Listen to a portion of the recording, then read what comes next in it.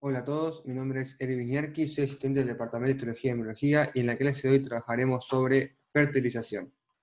Para empezar, la bibliografía que utilizaremos para esta clase es la que aparece aquí en pantalla, recomendando particularmente los libros como Langman y el Carson para lograr un total entendimiento de la siguiente clase. Los objetivos de la clase de hoy son correlacionar los procesos histofisiológicos que ocurren en las células germinales con el proceso de fecundación, comprender a nivel histológico qué es lo que sucede en el proceso de fecundación e introducir las primeras etapas del desarrollo embrionario conocido como la segmentación. La siguiente clase iremos organizándola de la siguiente manera, recordando algunos aspectos que ya visualizamos en las clases de los distintos gametos. Recuerden que los gametos que logramos ver en las clases anteriores eran los ovocitos con su ovogénesis, los espermatozoides con sus procesos de espermatogénesis, espermiogénesis y espermiación. Luego vimos cómo estos dos gametos maduran, cómo estos dos gametos son liberados hacia el exterior de sus gónadas, en los procesos de ovulación y eyaculación. Y en el teórico de hoy intentaremos repasar estos conceptos e introducir los conceptos de migración de cada uno de estos gametos, y para finalmente llegar al proceso de inseminación y por último la fecundación propiamente dicho. En el siguiente esquema pueden observar algunas características de los procesos previamente mencionados. Del lado izquierdo de la pantalla vemos los gametos masculinos, desde que se forman a través de la espermatogénesis, se maduran a través de la espermiogénesis y son liberados a través de la espermiación. Luego estos son transportados a través de los distintos sectores del aparato genital masculino y llegan a contactarse con los gametos femeninos que fueron formados en el ovario, luego fue ovulado ese gameto, fue transportado a través del oviducto y se va a encontrar con el gameto masculino para que finalmente ocurra la fecundación o fertilización y posteriormente se dé el desarrollo embrionario en sus primeras etapas, conocido como la segmentación. Es importante que recordemos cómo se encuentra el sistema genital femenino en el momento de que va a ocurrir este proceso de fecundación. Recuerden que la hipófisis, a través de sus hormonas de LH y FSH, se estimula tanto al útero como al ovario como al oviducto, generando cambios estructurales y fisiológicos que van a adaptar a este sistema genital femenino para poder llevar a cabo la fecundación y poder albergar al nuevo ser que se va a ir formando en el aparato genital masculino. Vamos a comenzar recordando un poquito qué es lo que sucede a nivel ovárico cuando estamos en las etapas previas en donde va a ocurrir la fecundación. Teníamos un desarrollo folicular donde encontrábamos al folículo primordial que se encuentra detenido en la prefase 1. Recuerden que se reclutan varios folículos primordiales y van madurando varios folículos primarios unilaminares, primarios multilaminares, secundarios, hasta que finalmente llegamos a un único folículo maduro o de Graf, que es el que finalmente se va a ovular. Bien, este folículo maduro o de Graf se encuentra detenido en la metafase 2, recuerden eso que es muy importante, y cuando se ovula este folículo se produce, se le llama en alemán a este proceso el Mittelschmerz, que es el dolor abdominal bajo, que es lo que algunas mujeres experimentan cuando ocurre la ovulación. Bien, una vez, aquí pueden observar en esta imagen cómo se ve este folículo secundario de Graf con su gran cavidad antral, su corona radiada, su cúmulo óforo, todas las células granulosa exteriormente y más hacia externa la teca interna y la teca externa. Recuerden que a nivel del ovario, macroscópicamente, por ejemplo por la paracospía, se puede observar el estigma, que es el lugar donde va a ocurrir la ovulación. Luego se desprende esta corona radiada y este cúmulo óforo, dejando al ovocito con su corona radiada libre en esta gran cavidad antral, hasta que finalmente este ovocito es ovulado junto con su corona radiada. Aquí pueden ver también mi microscopía electrónica de barrido. Claramente el ovocito, su zona pelúcida muy importante que veremos más adelante, el cúmulo de células de la corona radiada, las células de granulosa, y vemos cómo se coagula y se fragmenta este líquido folicular que se encontraba dentro de la cavidad antral. Aquí lo que sucede, recuerden, todos los procesos de la ovulación, que hay modificaciones en el flujo sanguíneo, ocurre un edema de la pared del ovario, las células de la granulosa liberan un montón de enzimas, entre ellas metaloproteasas, que lo que hacen es degradar la matriz extracelular para permitir la disociación de las células y permitir que este ovocito pueda salir hacia afuera. Esto desencadena una inflamación a nivel de la pared ovárica, se termina rompiendo la pared y por último se libera el ovocito con nuestra corona radiada. En el siguiente video pueden observar aquí como tenemos la pared del ovario y se observan como dos folículos, observen este de aquí, cómo se rompe esa pared y se libera este ovocito con su corona radiada y por supuesto el líquido de la cavidad antral. Bien, una vez que este ovocito fue liberado, va a ingresar a las trompa de falopio o oviducto. Esto en condiciones normales. Recuerden que este ovocito liberado a través de la fecundación a veces puede no ingresar al oviducto y puede quedar atrapado en el peritoneo, desencadenando varias patologías, si es de fecundación, por ejemplo, el embarazo ectópico. Para cómo llega este ovocito a las trompas de falopia o oviducto, tenemos varios elementos que colaboran con el ingreso de este ovocito al oviducto. Primero que nada tenemos un batido de las fimbrias, recuerden el sector más distal de ese oviducto, donde estas fimbrias empiezan a moverse y van a traer a este ovocito. Se ha visto en muchos experimentos que el hecho de que tengan las células granulosas, es decir, la corona radiada, colabora con la captación a través de las fimbrias y el oviducto por este ovocito junto con su corona radiada liberado. Ya que si solamente se pone un ovocito o se pone otros objetos sin las células granulosas, la captación no es tan efectiva. Por otro lado, tenemos que hay una gran contractilidad de la pared muscular del oviducto. Recuerden los distintos sectores del oviducto con distintos grosores en la pared muscular, empieza a aumentar la contractibilidad de estas células musculares lisas, lo cual colabora también con la captación del ovocito que se libera a la cavidad peritoneal. Por otro lado, va a haber un aumento en el número de las células, ciliadas en el epitelio del oviducto, lo cual colaboran con la captación y la movilización de este ovocito a través del oviducto.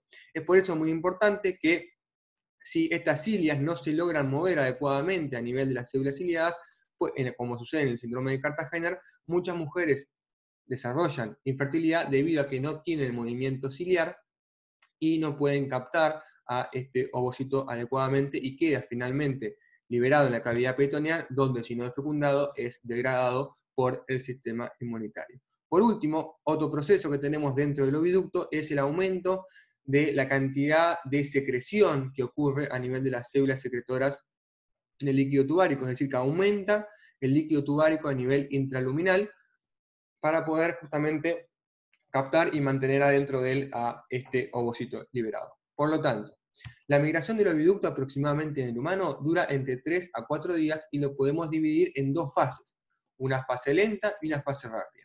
La fase lenta aproximadamente dura 72 horas y está dado por el transporte desde la cavidad peritoneal hacia la ampolla. Bien, o sea que pasa la cavidad peritoneal por las fimbrias y llega a la ampolla.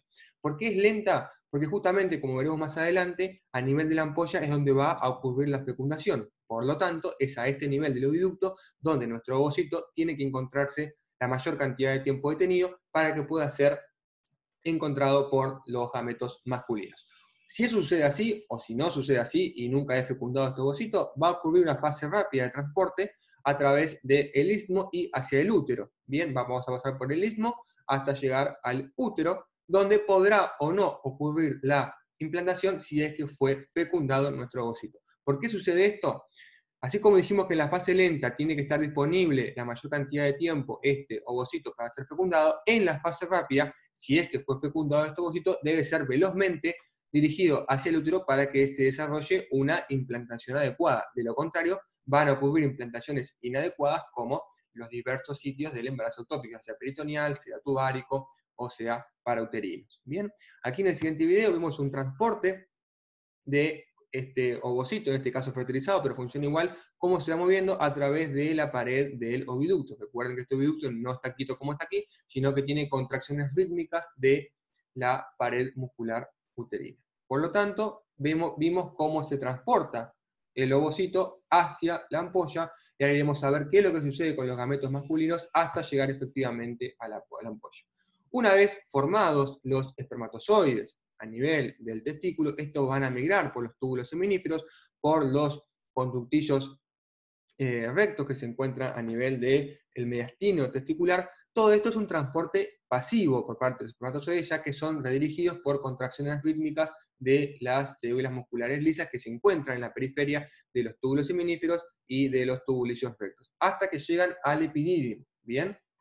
En el epidídimo, estos espermatozoides van a ser transitados a través de la cabeza, cuerpo y cola hacia los conductillos eferentes. Este proceso aproximadamente dura 12 días, donde también los espermatozoides son llevados a través de movimientos externos a través de los conductos. En estos sitios, el espermatozoide continúa madurando y ocurre un proceso que se llama la decapacitación, que es, como veremos más adelante, son procesos que evitan que estos espermatozoides se activen tempranamente dentro del aparato genital masculino, ya que si sucede esto, cuando llegue este espermatozoide se activó en el aparato genital masculino, cuando llegue al aparato genital femenino no se va a poder activar, y son algunas, por ejemplo, de las causas de la infertilidad. Cuando finalmente los espermatozoides llegan a la cola del epidídimo, estos ya tienen una estructura morfológica madura y pasan por los conductos deferentes hacia el exterior del aparato genital masculino. Este proceso se conoce como eyaculación y aproximadamente se eyaculan entre 40 a 300 millones de espermatozoides. Quiero que recuerden este número y vean la cantidad de espermatozoides que son eyaculados en cada situación. Estos espermatozoides se van a mezclar con líquido seminal que está compuesto por líquido prostático, en su mayoría fructosa, y líquido seminal que contiene distintos iones y minerales que actúan como nutrientes para estos espermatozoides. En una situación habitual, estos espermatozoides son liberados en el aparato genital femenino, específicamente en la vagina. Y aquí comienza la primera parte de la migración de los espermatozoides en el aparato genital femenino. Estos espermatozoides son liberados en la vagina contactando con el cuello del útero. Lo primero que tienen que enfrentar los espermatozoides es el medio ácido de la vagina. La vagina presenta un líquido vaginal a un pH más o menos de 4,3 que, al ser bastante ácido, actúa como bactericida previniendo las infecciones vaginales. Mientras que cuando llegan esas células espermatozoides a la vagina, muchas son destruidas por este pH vaginal, pero por suerte el líquido seminal tiene una capacidad amortiguadora y actúa como un buffer, y lo que hace es disminuir el pH que se encontraba en la vagina para evitar que haya una muerte de estos espermatozoides. Por otro lado, se vio que la motilidad del espermatozoide a nivel óptimo ocurre cuando hay un pH un poco más bajo, un poco más alto, perdón, que el pH vaginal y un poco más bajo que el pH líquido seminal. El CPH es más o menos 6, 6,5 y es cuando ocurre la motilidad óptima del espermatozoide. ¿Por qué sucede esto? Primero que nada, esto evita que el pH básico del líquido seminal evita que se active el espermatozoide, y a su vez el pH ácido del líquido vaginal evita que se active el espermatozoide al nivel de la vagina. ¿Bien? Por otro lado, una vez que el espermatozoide toma contacto con el aparato genital femenino, obviamente el cuerpo de la mujer va a reconocer a estas células del cuerpo masculino como extrañas y las va a terminar destruyendo por el sistema inmunitario. Por lo tanto, a nivel de la vagina, el espermatozoide tiene que sortear 3 etapas, que son llegar, pasar este cambio de pH, sobrevivir a él y, por supuesto, evitar el sistema inmunitario de la mujer. Si todo sucede bien, el espermatozoide va a continuar en su migración a través del aparato genital femenino hasta llegar al útero. Cuando llega al útero, se enfrenta de nuevo con unas barreras que debe superar. Primero que nada, a nivel del cuello uterino tenemos el moco cervical, en la cervix del cuello uterino, el moco cervical, y tenemos dos tipos de moco. El moco E, que tiene un gran contenido de agua, y el moco G, que es un moco un poco más viscoso, que hace que sea más dificultoso para el espermatozoide pasar. De hecho, el estudio de este moco cervical se ha utilizado mucho tiempo como método de barrera anticonceptiva natural, ya que visualizando el moco, uno puede saber en qué etapa del ciclo sexual femenino se encuentra la mujer, ya que el moco E se encuentra en la fase donde hay una gran cantidad de estrógenos y la mujer está predispuesta a recibir el espermatozoide, mientras que el moco G viscoso, lo que hace más viscoso, impide, haciendo que el aparato genital femenino no esté dispuesto a recibir espermatozoides, ya que impide la penetración de estos espermatozoides a través del útero. Esto van a encontrar más adelante en los libros de ginecología, que se llama como la cristalización de hoja en el lecho, que se utiliza, se coloca una gota de moco cervical a nivel de un portaobjeto y se observa cómo se seca este moco cervical y se cristaliza en forma de lecho, como se ve aquí, como si fueran ramitas de lecho. Claramente nos habla que estamos en un moco de tipo G. Bien, si el espermatozoide logra superar al moco cervical y logra atravesarlo, se va a encontrar en la luz uterina, y en la luz uterina, para llegar finalmente al oviducto, va a tener que ser ayudado por su movimiento del batido flagelar y por la musculatura propiamente del útero. Por lo tanto, podemos dividir a la migración del útero en dos fases, una fase rápida y una fase lenta, donde la fase rápida de la migración del espermatozoide a través del útero hacia el oviducto está dado por las contracciones rítmicas de la musculatura uterina, y una fase lenta que está dada por el batido flagelar del propio espermatozoide. Vean que el batido flagelar del espermatozoide aproximadamente mueve unos 2 a 3 milímetros por hora, es decir que es bastante lento. Sobre todo en la migración a través del útero, la fase rápida con la musculatura uterina y sus contracciones es lo que va a llevar a que este espermatozoide logre atravesar el útero y llegar hasta el oviducto. Cuando el espermatozoide atraviesa el útero y va hacia los oviductos, ocurre el primer suceso que es muy importante, que es ¿a cuál voy?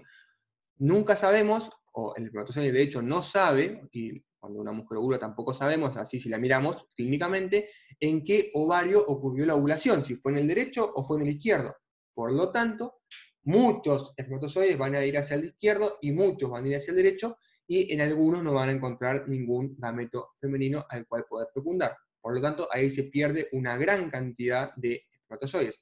Fíjense cómo se observa aquí en esta imagen, que cuando se liberan los espermatozoides en la porción superior de la vagina, hay aproximadamente unos 10 millones.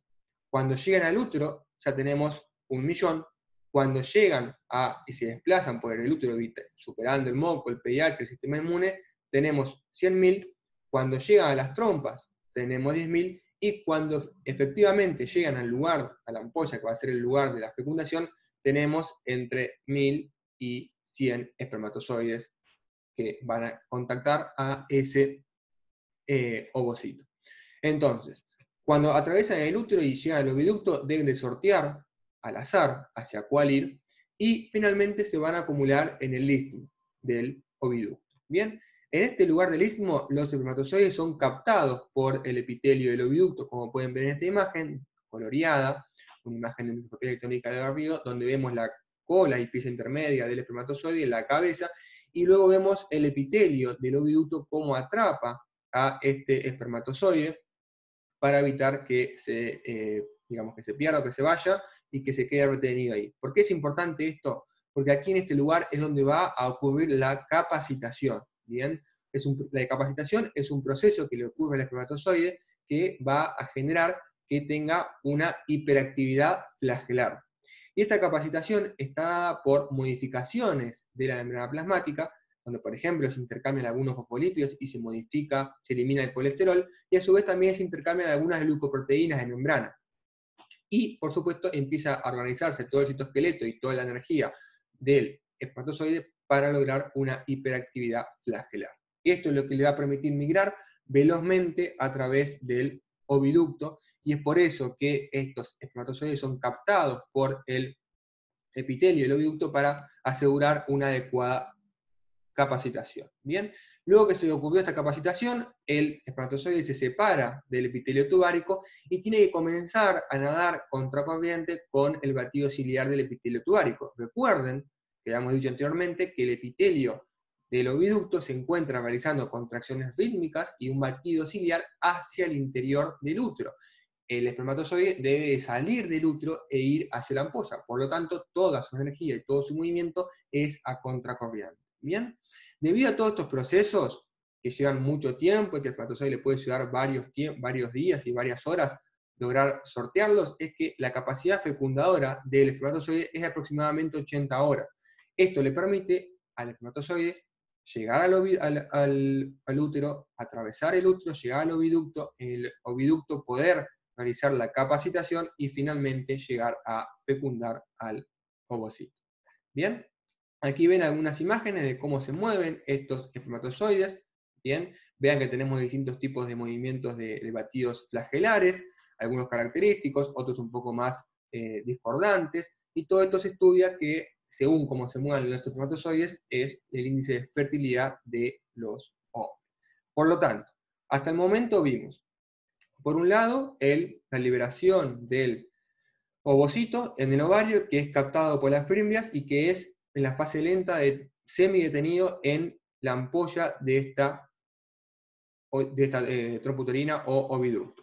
Después vimos que los espermatozoides son liberados en la vagina, deben atravesar el útero, atraviesan la porción intramural o intrauterina de la trompa de falopio, llegan al istmo, donde ocurre la capacitación, y luego son finalmente son transportados, finalmente llegan hacia la ampolla. Entonces, todo esto es lo que debe sortear ambos gametos para poder llegar a encontrarse. Y de nuevo les recuerdo las características estructurales de cada uno de los sectores del aparato genital femenino que hacen que la fecundación o fertilización se pueda ocurrir en forma normal. Por lo tanto, hasta el momento vimos que la fecundación va a ocurrir en la ampolla, como ya hemos visto, el peristaltismo tubárico va a transportar al folículo ovulado y va a dificultar el transporte del gameto masculino, pero el gameto masculino va a presentar un batido flagelar que le va a permitir un transporte. Bien, como pueden ver aquí en esta imagen, obviamente estas son imágenes de in vitro, digamos, no en el cuerpo de un mamífero. Aquí vemos nuestro ovocito con la zona pelúcida externamente, el primer cuerpo polar, y no vemos la zona de granulosa porque fue justamente degradada. Aquí vemos como hay dos espermatozoides que están contactando a este ovocito a través de zona pelúcida. Y aquí vemos otro ovocito, también por supuesto coloreado. Esto es microscopía, digamos, microscopía óptica común, de contraste, sin tinciones. Aquí está coloreado, y vemos al ovocito, la zona pelúcida, y vemos 1, 2, 3 espermatozoides que van a intentar fecundar a estos ovocito, a este ovocito. Aquí vemos una microscopía electrónica de transmisión donde podemos ver al ovocito cómo está rodeado de un montón de espermatozoides. Ahora, ¿qué es lo que guía al espermatozoide hacia el ovocito? Bueno, se ha propuesto que existe una gran liberación de citoquinas y otras macromoléculas celulares que guían a los gametos uno a los otros, y eso se llama la quimiotaxis, es decir, que ocurre una atracción quimiotáxica entre los dos gametos, permitiendo que se favorezca su encuentro. Como pueden ver aquí en este video, vamos a tener a un montón de espermatozoides, y se va a liberar aquí un pulso de un componente extracelular que atrae a los espermatozoides, y vean cómo se reorganizan estos espermatozoides y todos van a migrar hacia ese lugar donde se liberó este compuesto químico que va a actuar como un quimio atrayente para los espermatozoides. Bien, por lo tanto, ¿cuáles son las probabilidades de que todo esto ocurra? Como ven, es muy difícil. Por un momento tiene que transportarse adecuadamente el gameto femenino, por otro lado tiene que transportarse adecuadamente el gameto masculino, y finalmente llegar y encontrarse. Muy pocas probabilidades que esto suceda. Sin embargo, habitualmente esto sucede y se denomina como el proceso de la fecundación. Lo primero a destacar es que la fecundación no es un proceso, sino que no es un evento único, sino que es una serie de procesos que llevan a varios cambios conformacionales y fisiológicos de los distintos gametos masculinos y femeninos para lograr la formación del nuevo individuo. A la fecundación o la fertilización la podemos dividir en 3 etapas. Una fase 1, donde tenemos una penetración de las células granulosas de la corona radiada. Una fase 2, donde el espermatozoide atraviesa la zona pelúcida. Y por último, una fase 3, donde ocurre la fusión de las membranas del espermatozoide y del ovocito. Iremos ahora analizando cada una de estas fases, desglosándolas para poder comprender en su totalidad el proceso de fecundación. La primera fase es la penetración de la corona radiada. ¿Qué es lo que sucede aquí? Van a llegar algunos espermatozoides, los primeros en contactar a este ovocito con su corona radiada, y van a tener que atravesar todas estas células de la granulosa de la corona radiada para poder llegar a contactar a la zona pelúcida y posteriormente al la membrana plasmática del ovocito. La corona radiada tiene una matriz extracelular muy rica en ácido hialurónico, y esto debe ser degradado. Entonces, los primeros espermatozoides que llegan, recuerden la conformación citológica del espermatozoide en su cabeza, cuello y cola, con sus diferentes sectores de la cola, y que en la cabeza teníamos la formación del acrosoma, que el acrosoma es una condensación de muchas enzimas muy compactadas, que los primeros en llegar van a liberar esas enzimas para poder romper a esta matriz extracelular de ácido hialurónico. Entonces, los primeros en llegar van a sufrir la reacción acrosomal y van a liberar enzimas como por ejemplo la hialuronidasa, que va a terminar de romper a la matriz extracelular de la corona radiada. Por otro lado, obviamente, para poder atravesar el espacio intercelular entre la célula y la corona radiada, debe existir un batido flagelar que ya fue hiperactivado cuando ocurrió la capacitación en el istmo del oviducto. ¿Qué les quiero transmitir aquí con esta imagen? Es que los primeros espermatozoides de llegar no van a ser los que van a fecundar al ovocito, sino que van a ser los que se van a sacrificar, activándose y perdiendo sus capacidades de fecundación, ya que ocurre la reacción acrosomal tempranamente, pero este sacrificio de estos primeros en llegar van a permitir que los que lleguen después no tengan que activarse y puedan atravesar las células de la granulosa de la corona radiada sin tener que sufrir la reacción acrosomal, reservando esta capacidad de fecundadora para cuando contacten al ovocito. Una vez que los siguientes espermatozoides que llegan a contactar al ovocito con su corona radiada logran atravesar esta corona radiada, van a encontrarse con la zona pelúcea. Bien, zona pelúcea del ovocito, recuerden, compuesta por glucoproteínas que se tienen compás positivo y que aproximadamente tiene un grosor de unas 13 micras. ¿Qué es lo que encontramos en esta zona pelúcea? Encontramos las famosas proteínas ZP, ZP1, ZP2, ZP3 y ZP4. Bien, ZP2 y ZP3 son glucoproteínas que van a formar grandes puentes, largos polímeros que le dan una matriz estructural a esta zona pelúcea, mientras que ZP1 y ZP2 van a formar los puentes para unir a esta matriz. Bien, aquí me quiero detener específicamente en ZP3, que contiene al ácido siálico, que va a permitir que ocurra la fijación del espermatozoide, es decir, cuando el espermatozoide contacta con la zona pelúcea, se va a unir al ZP3 y va a permitir que éste no se despegue y se mantenga lo más cercana posible de la membrana plasmática del ovocito.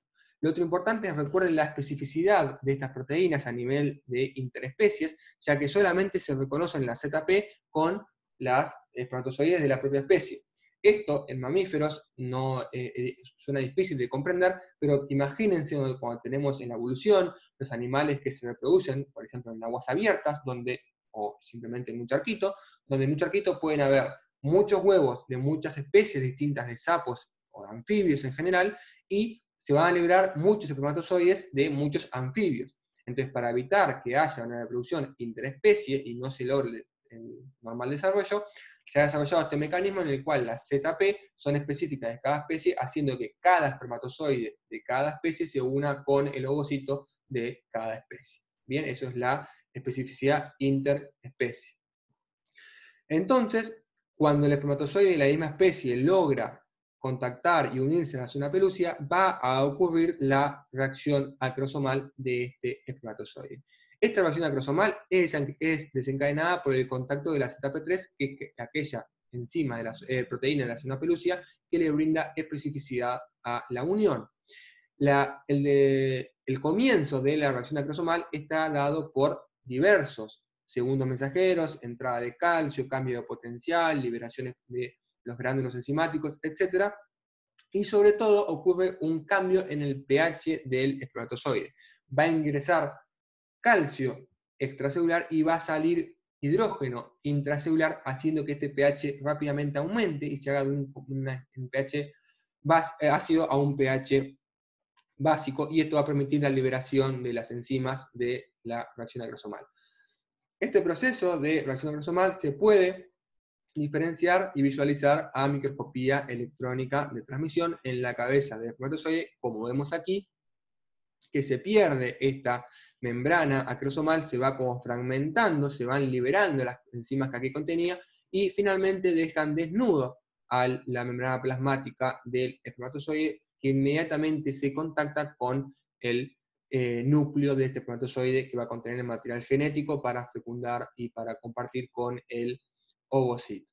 Por lo tanto, la reacción acrosomal lo que hace es exponer a la membrana plasmática, ya que la membrana acrosómica externa se va fragmentando, se forman las vesículas, se liberan estas vesículas que contienen enzimas acrosómicas. Aquí en este cuadro que está acá pueden ver varias de las enzimas acrosómicas. La acrosina es muy importante, y después vemos algunas de ellas como la hialuronidasa que yo les comentaba, que sirven para romper la matriz extracelular de esta célula de granulosa. Por eso la importancia de que los primeros espermatozoides que llegan sufran la reacción acrosomal, que liberen estas enzimas que degradan la matriz extracelular de las células de la corona radiada, permitiendo que aquellos espermatozoides que llegan posteriormente puedan atravesarla y sin sufrir la reacción acrosomal, y que esta reacción la sufran cuando contactan con la zona pelúcida, permitiéndole finalmente el ingreso al espacio perivitelino. ¿Cuál es el espacio perivitelino? Es el espacio que hay entre la membrana plasmática del ovocito y la zona pelúcida. ¿Bien? Cuando el espermatozoide llega, atraviesa la célula de la granulosa, se activó, sufrió la reacción acrosomal, liberó su contenido de enzimas del acrosoma, atravesó la zona pelúcida, va a contactar a la membrana plasmática del ovocito y va a llegar a la zona pelúcida. Y aquí ocurre la última etapa de la fecundación, donde hay una fijación y una fusión de ambas membranas plasmáticas de los gametos. Bien, la fijación del espermatozoide con el ovocito se da porque las microvellosidades que presenta este ovocito, del ovolema del ovocito, fijan y atrapan a este espermatozoide, asegurándose que no se mueva. Por otro lado, algunas enzimas liberadas por el espermatozoide, como la fertilina y la silicistatina, se unen a receptores específicos del ovocito, como el CD9, permitiendo que esta unión sea químicamente más fuerte. Una vez que se fijó y este espermatozoide quedó efectivamente fijo con la membrana plasmática del ovocito, va a ocurrir la fusión de las membranas, y esto sucede gracias a aquellas reacciones que sufrió el espermatozoide en la reacción acrosomal, en el cual modificó su membrana plasmática, como por ejemplo, recuerden, la eliminación del colesterol. Finalmente, cuando se fusionan las membranas, ingresa la cabeza, cuello y cola del espermatozoide al interior del ovocito. En el siguiente esquema pueden observar cómo es lo que sucede a nivel del ovocito y a nivel del espermatozoide, sobre todo a nivel del espermatozoide, a medida que va avanzando en su trayecto para llegar al espacio perivitelino y poder ingresar al ovocito, cómo va cambiando la membrana acrosomal externa, cómo se va fragmentando, y con la consecuente liberación de las enzimas que van a ayudar a permitir la fecundación, y dejando desnuda su membrana plasmática para que ocurra la fusión de las membranas de los gametos. Mientras esto sucede, mientras el espermatozoide va atravesando las distintas capas del folículo que fue ovulado, el ovocito también sufre algunas activaciones y algunos cambios fisiológicos y morfológicos que permiten que se desarrolle la fecundación. Una vez que ocurrió la fecundación, es decir, que el espermatozoide tomó contacto con la membrana plasmática del ovocito y ocurrió la fusión de membranas y se produjo el ingreso del espermatozoide al ovocito, el ovocito se activa y va a formar el segundo cuerpo polar, como pueden ver aquí en este video, que es una formación de un cuerpo polar en tiempo real a microscopía óptica de fases y microscopía óptica con fluorescencia. Bien, aquí pueden ver en azul el ADN y cómo se forma el cuerpo polar en este video, y aquí está la imagen de nuestro ovocito con microscopía óptica de contraste de fases. Bien, una vez que se formó el segundo cuerpo polar, el ovocito se modifica y ocurre una activación metabólica que se llama del ovocito para evitar la poliespermia. ¿Qué es la poliespermia? Es la fecundación de más de un espermatozoide. ¿Bien? Y esto sucede habitualmente en el humano, ya que el humano es un mamífero que habitualmente tiene una cría. Por lo tanto, estamos como diseñados para tener un bebé por vez. Y entonces una forma de evitar que haya embarazos gemelares o mellizos o de múltiples, digamos, hijos, es que el ovocito tiene algunos cambios metabólicos que evitan la polispermia para evitar ser fecundado por más de un espermatozoide. Por otro lado, a veces la fecundación de más de un espermatozoide puede generar abortos espontáneos o malformaciones, ya que tenemos más material genético de lo que habitualmente tendríamos, porque ingresaron, en vez de 23 cromosomas, ingresaron 46 cromosomas del lado paterno, y se van a encontrar con 23 cromosomas del lado femenino. Por lo tanto, va a haber un aumento de los cromosomas que puede ser incompatible con la vida. Esta prevención de la polispermia se da en dos sucesos, un bloqueo rápido y un bloqueo lento. ¿Bien? El bloqueo rápido es una despolarización del ovulema, es decir, la membrana plasmática del ovocito se despolariza, lo cual impide la adherencia de los demás espermatozoides. Por otro lado, va a ocurrir un bloqueo lento en el cual se libera una onda de calcio intracelular que activa una serie de segundos mensajeros que va a terminar en la activación de la reacción cortical.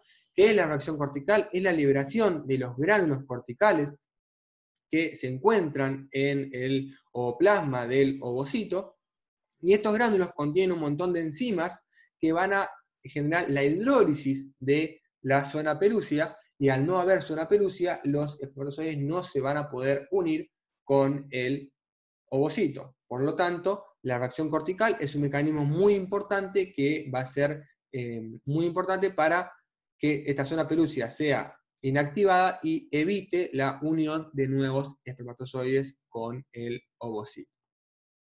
Por lo tanto, a nivel del óvulo ocurrió una activación metabólica, se hizo la despolarización, se activó la reacción cortical, y a través de que ingresó calcio y ocasionó estas reacciones, y también hay una activación metabólica en el espermatozoide. Aquí en esta imagen vemos un ovocito, su zona pelúcida por fuera, y hay varios espermatozoides fuera de la zona pelúcida, pero en el interior de él vemos dos pronúcleos, tanto el femenino como el masculino, que ya comenzaron a formarse.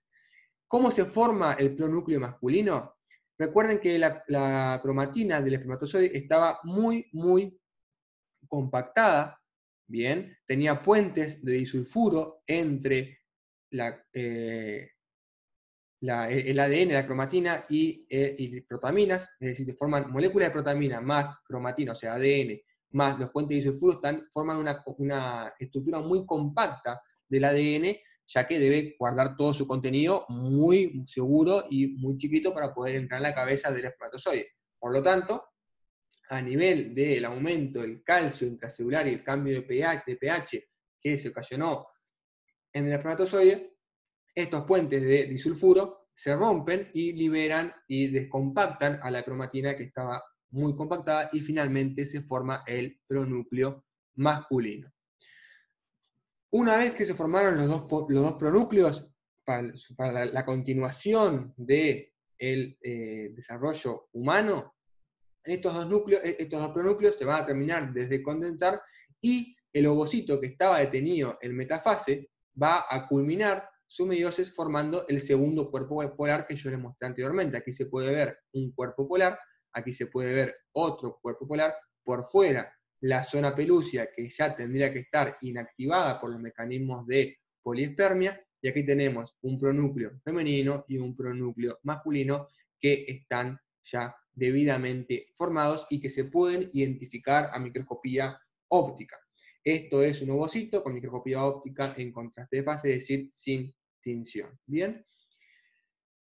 Muy importante que recuerden que el espermatozoide solamente ingresa su cabeza y cola con su contenido genético, y que el resto del espermatozoide es degradado por el ovocito con todos los organelos, es decir, las mitocondrias que traía este espermatozoide para permitirle su movimiento. Por lo tanto, las únicas mitocondrias que quedan en el ovocito son las que van a proporcionar la energía necesaria para que estos procesos de descondensación nuclear ocurran y pueda producirse la primera mitosis del nuevo individuo. Lo que sí incorpora el espermatozoide al ovocito es el centriolo. Y con los dos centriolos es que se organiza el citoesqueleto del ovocito para formar el primer uso mitótico y ocurre la primera mitosis formándose el embrión de dos células, tal como se puede observar aquí en este video, donde vemos al ovocito, la zona pelúcida, espermatozoide que está ingresando, vean cómo atraviesa la zona pelúcida, pasa al espacio peritelino, contacta con el ovocito, ocurre una reorganización del ovocito, y ahora van a ver cómo comienzan a aparecer estos dos pronúcleos, y se forma el segundo cuerpo polar, se forman estos dos pronúcleos, y va a ocurrir ahí están los pronúcleos, y va a ocurrir la primera mitosis del nuevo individuo con el desarrollo de los blastómeros y la módula y el cigoto, etcétera, etcétera, hacia más adelante en la continuación de la embriogénesis. Bien, ahí tenemos dos blastómeros, que son dos células, la primera mitosis del nuevo individuo, y luego estas dos células, ya que ya son diploides, se van a nuevamente dividir a través de la mitosis para formar un blastómero de 4 células, y así sucesivamente hasta formar a nuevo individuo. Bien, este conocimiento de todos los procesos que ocurren en la fecundación es extremadamente importante en la medicina, ya que se utiliza cada vez más frecuentemente en lo que son las técnicas de reproducción asistida. Las técnicas de reproducción asistida son mecanismos paraclínicos o mecanismos experimentales donde uno va modificando las distintas etapas que van ocurriendo en la fecundación y el desarrollo para garantizar a la pareja que viene en búsqueda de ayuda para poder concebir, garantizar que haya una adecuada fecundación y una adecuada formación del hijo que está buscando esta pareja. Esto puede ocurrir a varios niveles, puede haber una estimulación hormonal para que se produzcan y maduren estos folículos, se pueden extraer estos folículos para fecundarlos in vitro, se puede analizar los espermatozoides para seleccionar aquellos que tienen más capacidad de fecundación, se puede realizar la fecundación in vitro, se puede garantizar la segmentación inicial in vitro para visualizar que todo se esté formando bien, se pueden congelar los embriones no utilizados para posteriormente ser reimplantados en el tránsito genital femenino y que pueda haber desarrollo del nuevo individuo. Muchos de estos procesos son estudiados en nuestro laboratorio, en nuestro departamento de histología y embriología, la Facultad de Medicina de la Universidad de la República, en diversos laboratorios, como aquí les muestro, por ejemplo, el Laboratorio de Biología y la Reproducción a cargo de Rebeca Chávez, realiza muchos estudios sobre la estimulación hormonal, sobre el ovario. La doctora Rosana Zapiro trabaja muchísimo sobre la selección y el estudio de la motilidad espermática, y también hace técnicas de reproducción in vitro. Y la doctora Carmen Molato, que trabaja en el Laboratorio de Biología del Desarrollo, se encarga sobre todo de las primeras etapas del desarrollo, trabajando con los primeros embriones y viendo distintos diseños experimentales que suceden con estas células estos individuos que se están formando. Bien, por lo tanto, importante que conozcan como médicos lo que sucede en la fecundación, ya que en todas las etapas de la fecundación los médicos intervenimos para poder garantizar un adecuado tratamiento a aquellas personas que tienen dificultades en algunos de los procesos. Aquí viene una esquemita de la fecundación en toda su disposición, desde la ovulación, donde este folículo maduro o de Graf fue liberado, fue captado por la firmia, fue liberado hacia la ampolla. En la ampolla se encontró con el gameto masculino, ocurrió la fecundación y posteriormente comienzan a ocurrir los procesos de segmentación hasta formar al blastocito y posteriormente la implantación, todos temas que verán en la clase correspondiente a la embriogénesis. Bien, ahora chiquilines, muchas gracias por todo. Lo último que les quiero mostrar es un videito que resume muy gráficamente todos los procesos que hemos hablado anteriormente. Aquí en este video de la fertilización o fecundación vamos a ver de forma muy animada y muy clara qué es lo que sucede con cada uno de los gametos masculinos y femeninos. Aquí vemos la liberación, la eyaculación de esta gran cantidad de espermatozoides, donde muchos mueren porque se activan tempranamente o porque ya no estaban completamente maduros. Recuerden que la activación temprana lleva a la infertilidad, ya que no pueden activarse y poder realizar el batido flagelar o la reacción acrosomal, y tienen que sortear todo el tránsito de la vagina, evitando el pH, ya que el pH ácido lo va a terminar matando, para finalmente llegar al cervix, al cuello uterino. En el cuello uterino recuerden que tienen que atravesar este moco uterino, que los puede atrapar, que los puede dejar imposibilitados de continuar navegando a través del tránsito genital femenino. Cuando llegan al útero, muchos de estos espermatozoides quedan atrapados por este moco espeso y quedan imposibilitados de continuar su trayectoria a través del tránsito genital femenino.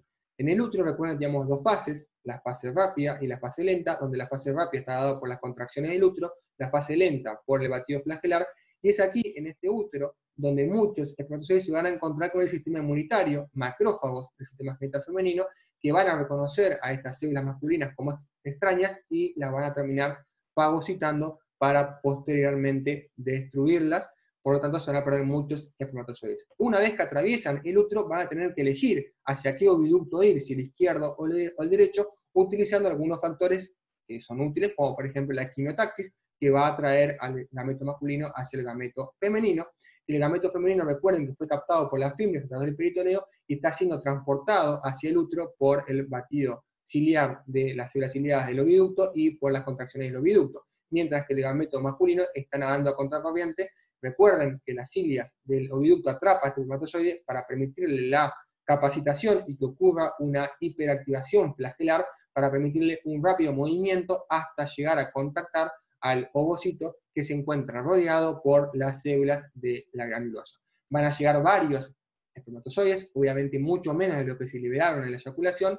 Los primeros que llegan van a sufrir la reacción acrosomal para liberar enzimas como la hyaluronidasa y va a permitir que se disgregue la matriz extracelular entre las células de la granulosa para permitir que los que lleguen posteriormente contacten efectivamente la zona pelúcida que contiene a ZP1, ZP2 y ZP3 específica interespecie, y eso va a desencadenar la reacción acrosomal del espermatozoide a nivel de su membrana acrosomal, que se va a fragmentar y va a liberar las enzimas acrosomales, permitiéndole que atraviese la zona pelúcida y contacte y llegue al espacio perivitelino para posteriormente contactar con la membrana plasmática del ovocito. Esta membrana plasmática del ovocito va a tener una parte de fijación que va a través de sus microvellosidades captar y fijar a este espermatozoide. Van a ocurrir las fusiones de las membranas plasmáticas del gameto masculino y el gameto femenino para posteriormente ingresar a este espermatozoide hacia el interior del ovocito. A partir de aquí se van a desencadenar los procesos de poliespermia, donde va a haber una activación metabólica del ovocito y se va a liberar esos gránulos. Primero se va a despolarizar y posteriormente se van a liberar los gránulos corticales que van a degradar a la zona pelúcida, evitando que nuevos espermatozoides logren fecundar al ovocito, porque este ya fue fecundado en el humano por un solo espermatozoide. De esta forma se evita que haya la múltiple fecundación y se logra que no haya poliespermia. ¿Bien? Luego, mientras sucede esto, ya ingresó el pronúcleo masculino y ya teníamos el pronúcleo femenino, el ovocito forma su primer cuerpo polar, se descondensa el material genético del núcleo masculino, se rompen los puentes disulfuro de la cromatina con la protamina y se descondensa y se forma el pronúcleo masculino. Por otro lado, en el núcleo femenino va a culminar su meiosis, se va a formar el cuerpo polar, y va a quedar formado, ahora sí, el pronúcleo femenino, y estos dos pronúcleos, el femenino y el masculino, gracias a los centriolos que trae el espermatozoide, se va a organizar todo el citoesqueleto del ovocito y se van a formar el primer uso mitótico y se van a unir estos dos pronúcleos, el masculino y el femenino, para finalmente formar una célula diploide y que pueda ocurrir la primera mitosis diploide del nuevo organismo, separando los cromosomas del ser masculino y con los cromosomas del ser femenino para formar al nuevo individuo. ¿Bien? Mientras todo esto sucede, chiquilines, recuerden que este ovocito está siendo transportado a través del oviducto hacia el útero, donde va a ocurrir la implantación y el desarrollo embrionario. Ahora sí, chiquilines, muchas gracias por todo. Esperemos que no les genere dudas esto teórico. Cualquier duda que tengan, por supuesto, nos consultan. Nos vemos la siguiente clase. Saludos.